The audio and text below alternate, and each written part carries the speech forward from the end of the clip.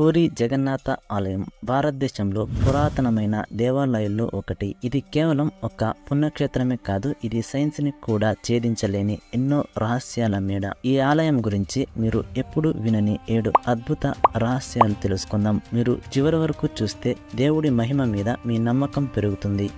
ప్రతిరోజు ఒక పూజారి ఎలాంటి సాయము లేకుండా 215 అడుగుల ఎత్తైన గోపురంపైకి ఎక్కి జెండా మారుస్తాడు. ఇది గత 800 ఏళ్లుగా జరుగుతుందంటే నమ్మశక్యం కాదు. కానీ నిజంగా ఆశ్చర్యకరమైన విషయం ఏమిటంటే గాలి ఏ వైపున వీసినా జెండా ఎగిరేది గాలికి వ్యతిరేకంగా ఎగురుతుంది. ఈవెన్ బేసిక్ ఫిజిక్స్ కూడా అది అసాధ్యమని చెబుతుంది. కానీ ఏ శక్తి దానిని సాధ్యం చేస్తుందో ఎవరికి తెలియదు.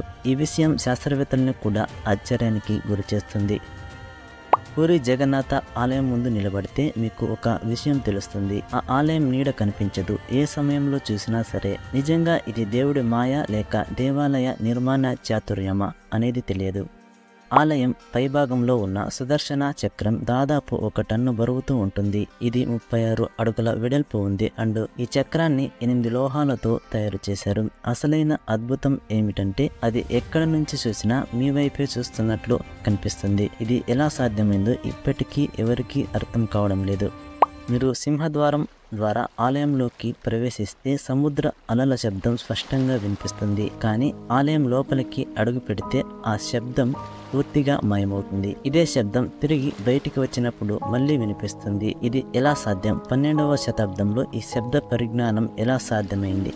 ఈ ఆలయంలో ప్రతిరోజు 56 రకాల నైవేద్యం తయారవుతుంది. ఇవి మట్టి పాత్రలో ఒకదానిపై ఒకటి ఇలా 7 అంతస్తులుగా ఉంచి వండుతారు. అందులో అద్భుతం ఏమిటంటే పై భాగంలో ఉన్న పాత్ర ముందుగా వేడి అవుతుంది, తర్వాత క్రింద పాత్ర వేడి అవుతుంది. ఇలా రివర్స్ హీట్ ట్రాన్స్ఫర్ సైన్స్ పరంగా చూస్తే ఇంపాసిబుల్, శాస్త్రానికి పూర్తిగా విరుద్ధం. ప్రతి సంవత్సరం జరిగే రథయాత్రలో జగన్నాథుడు, బలరాముడు, సుభద్రా దేవతల విగ్రహాలు బహిరంగంగా ఊరేగింపుకు తీసుకెళ్తారు. ఇక్కడ ఆశ్చర్యం ఏమిటంటే ఈ విగ్రహాలు రాతితో కాకుండా చెక్కతో తయారవుతాయి. ప్రతి 12 లేదా 19 సంవత్సరాలకు నవకలేబర అనే ప్రక్రియలో విగ్రహాలు మార్చుతారు. వీటి కోసం ఒక ప్రత్యేక చెట్టు దైవ సంకేతాల ద్వారా ఎంచుకుంటారు. విగ్రహాల లోపల బ్రహ్మ పదార్థం ఉంది అంటారు. దాన్ని ఎవరూ చూడలేదు.